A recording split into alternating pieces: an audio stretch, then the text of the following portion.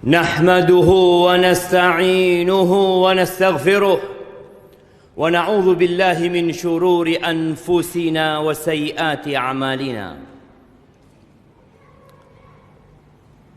من يهد الله فلا مضل له ومن يضلله فلا هادي له وأشهد أن لا إله إلا الله وحده لا شريك له وأشهد أن محمدا عبده ورسوله وحبيبه وخليله صلوات ربي وسلامه وبركاته عليه وعلى آله وأصحابه ومن اهتدى بهداه إلى يوم الدين.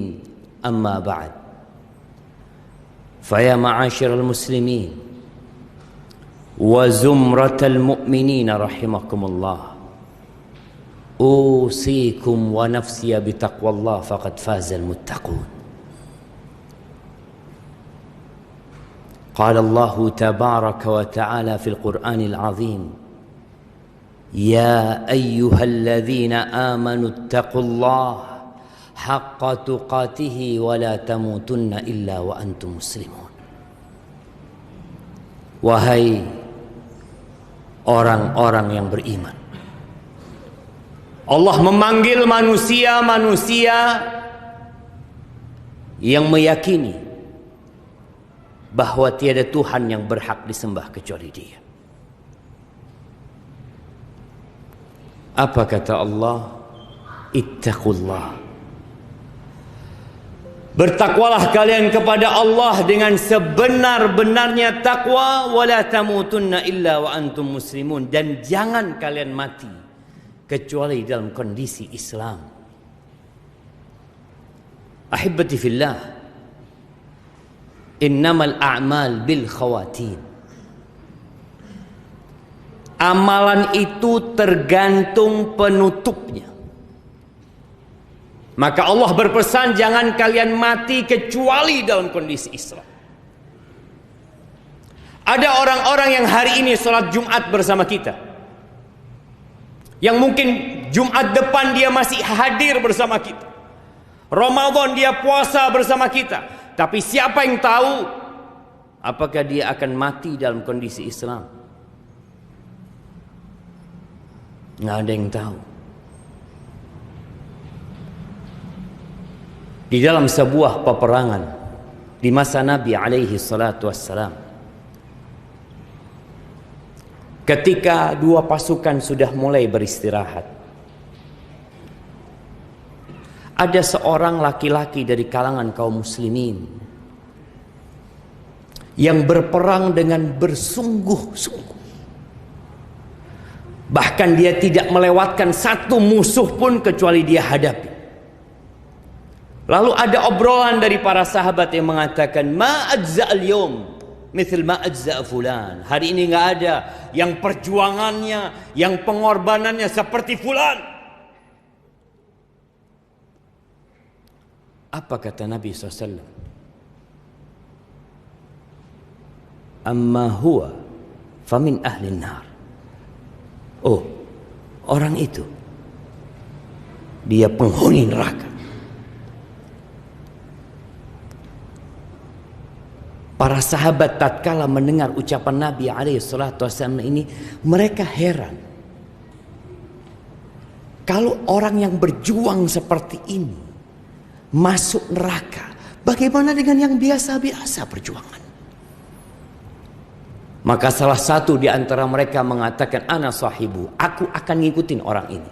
Kok sampai orang ini divonis masuk neraka? Diikutin sama salah satu sahabat. Ketika dia lari, sahabat ini ikut lari. Tatkala dia lambat, sahabat ini ikut lambat. Sampai terakhir ternyata orang ini terluka, parah lukanya. Dan dia gak sabar menghadapi pedihnya luka tersebut. Dia ambil pedangnya, dia letakkan di dadanya, kemudian dia runtuhkan dirinya. Mati bunuh diri. Akhirnya sahabat yang mengikuti orang ini balik menjumpai Rasul sallallahu alaihi wasallam. Lalu dia mengatakan, asyhadu annaka Rasulullah. Aku bersaksi bahwa engkau adalah Rasulullah. Sahabat ini muslim. Maka Nabi heran, kenapa engkau mengatakan itu kembali? Maka dia cerita, ya Rasulullah, tatkala engkau mengatakan fulan termasuk penghuni neraka, kita ini bingung gitu. Akhirnya anak pun mengikuti orang tersebut. Ternyata orang itu matinya bunuh diri. Jamaah rahimakumullah, kita semua ingin husnul khatimah. Ya, proses untuk menuju husnul khatimah itu penting. Kita harus berpikir, apa langkah-langkah supaya kita mati husnul khatimah? Yang pertama, jujur sama Allah.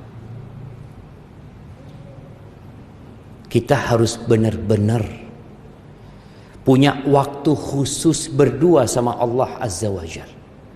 Banyak di antara kita hanya beribadah tatkala ada manusia.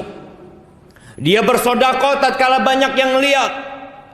Dia berangkat ke masjid, sholat di masjid tatkala banyak manusia yang memandangnya.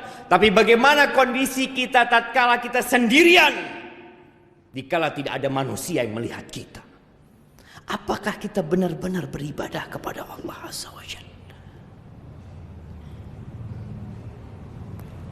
Atau kita hanya pura-pura beriman?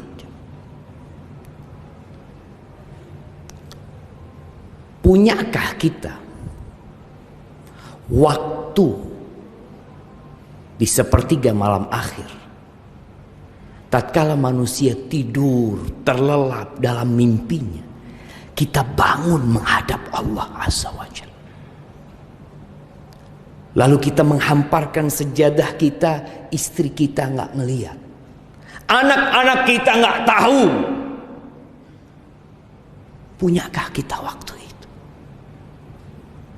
Kalau kita melihat 7 golongan yang kelak akan mendapatkan naungan dari Allah Azza wa Jalla pada hari kiamat, yauma la dhilla illa dhilluh, pada hari tidak ada naungan kecuali naungan yang Allah berikan pada hari itu. Banyak di antara mereka adalah orang-orang yang beribadah sembunyi-sembunyi. Nabi menyebutkan tentang seorang yang bersedekah. Sedekah terang-terangan itu boleh.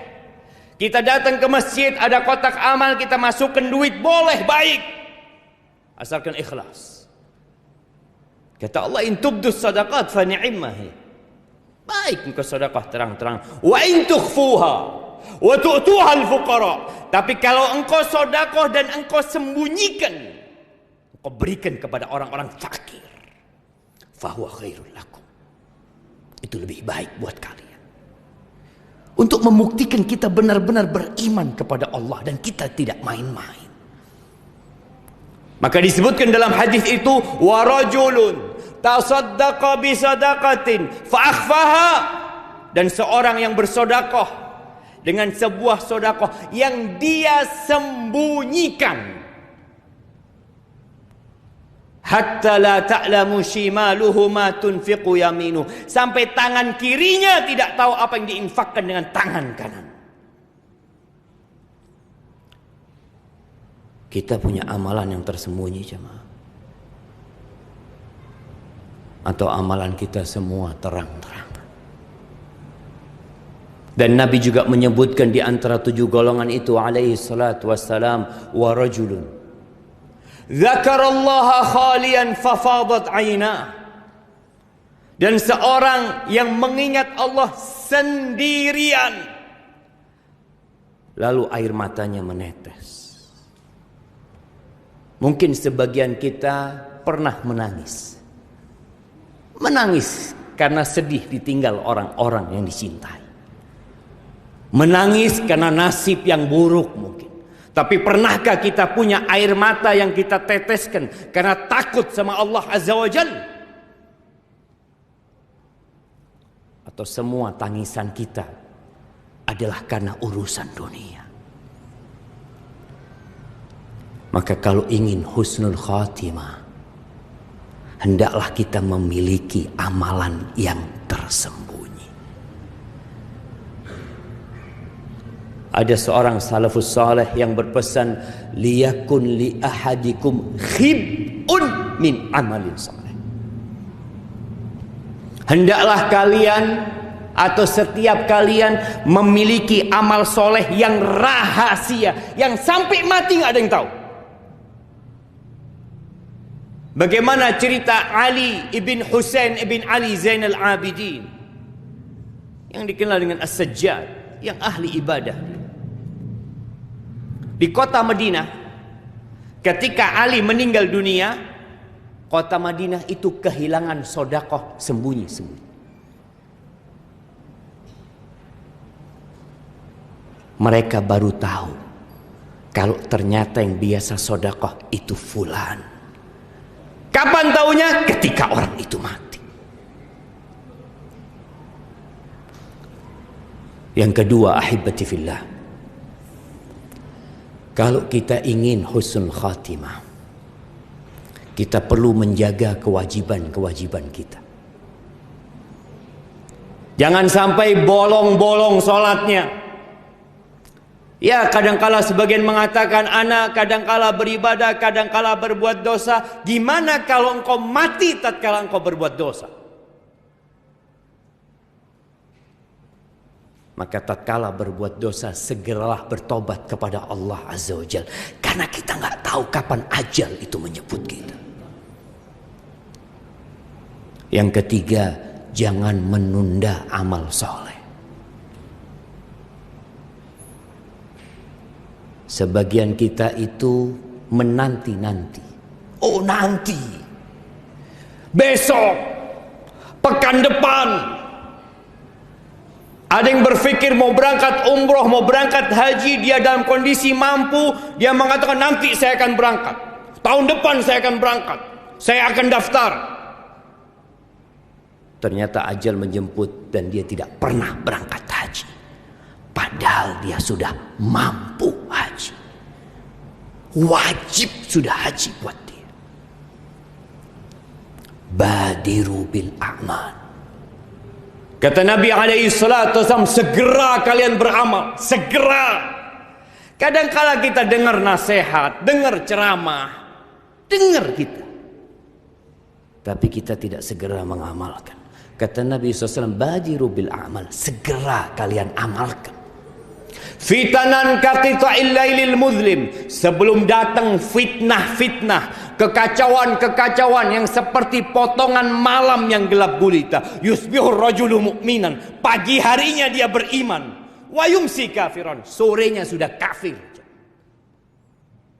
Wa yumsi mu'minan wa yusbihu kafiran, sorenya masih salat maghrib, subuhnya sudah berhenti tidak salat lagi, dia sudah kafir. Kenapa itu terjadi? Yabi'u dinahu bi'aradin minad dunya. Dia menjual agamanya. Dia jual agamanya untuk mendapatkan sedikit dari kenikmatan dunia yang sebenarnya akan dia tinggalkan. Cepat beramal. Wa anfiqu. Kata Allah, wa anfiqu mimma razaqnakum min qabli an ya'tiya ahadakumul maut fayaqula rabbi laula akhartani ila ajalin qarib fa'asaddaq wa akum minas salihin. Allah katakan, kalian infakkan, kalian keluarkan harta itu yang kami berikan kepada kalian sebelum datang ajal kepada salah seorang di antara kalian. Lalu dia mengatakan, wahai Rabbku, kalau engkau undur sedikit umurku. Kepingin apa? Fa'asaddaq. Dia kepingin sedekah.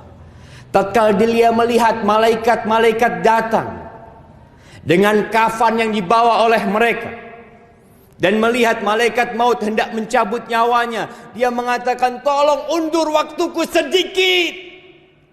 Kenapa? Dia sayang dengan apa yang dia kumpulkan dari harta, yang membuat dia telat Jumatan selama ini. Dia sayang, ternyata semua harta itu ditinggalkan. Rumah ditinggalkan, jabatan ditinggalkan, tanah-tanah atas nama dia semua ditinggalkan. Dia ingin satu, fa'asaddaq, izinkan aku mau sedekah aku. Wala yu'akhirallahu nafsan idza jaa ajaluha. Enggak ada sudah. Kalau sudah datang waktunya, maka jangan menunda-nunda amalan. Yang terakhir, berdoa, minta husnul khatimah. Aqulu qawli hadha wa astaghfirullah li wa lakum wa lisairil mu'minin wal mu'minat fastaghfiruh innahu huwal ghafurur rahim.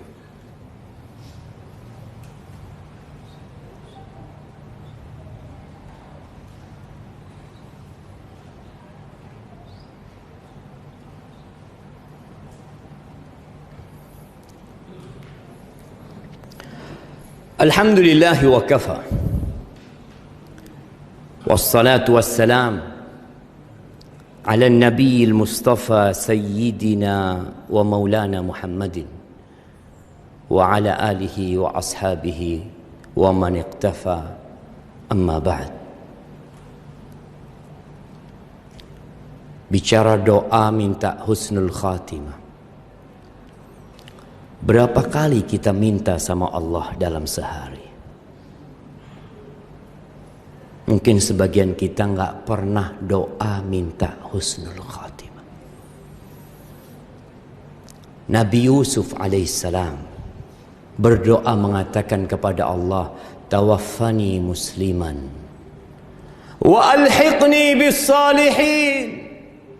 Ya Allah, matikan aku dalam kondisi Islam. Ini Nabi. Dan kumpulkan aku dengan orang-orang saleh. Doa Nabi alaihi salatu wassalam, ya muqallibal qulub, tsabbit qalbi ala dinik.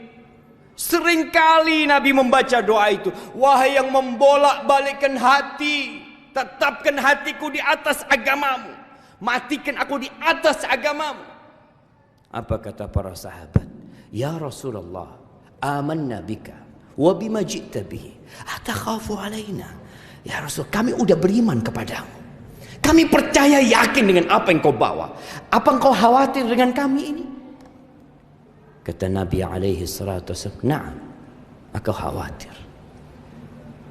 Kalau Nabi alaihi salatu wasallam khawatir dengan sahabat-sahabat yang melihat Quran itu turun, yang mereka memandang Rasul sallallahu alaihi wasallam, bagaimana dengan kita?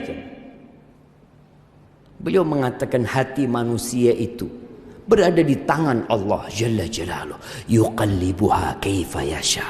Allah bolak-balikkan, terserah Allah. Maka perbanyak doa dan tanyakan kepada kita, berapa kali kita berdoa minta husnul khatimah? Berapa kali kita berdoa memohon supaya ditetapkan hati kita, khususnya di masa yang penuh dengan fitnah ini. Ahibati fillah, hari ini hari Jumat.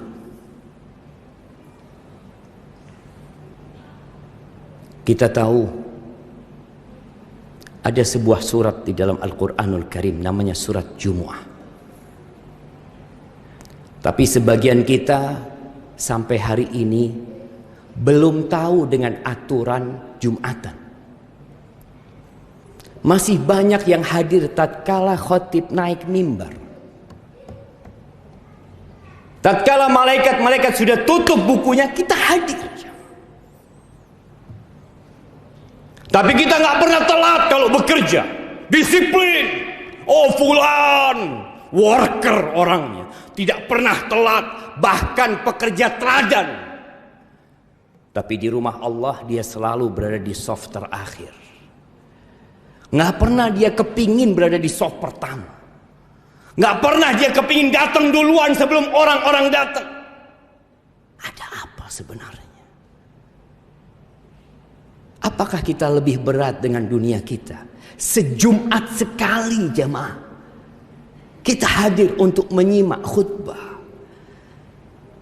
Sebagian kita hanya berpikir khutbah Jumat, sholat Jumat, yang penting aku datang, yang penting aku sholat.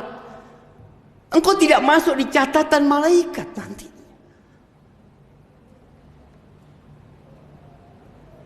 Maka jadilah muslim yang sebenarnya. Ketahuilah,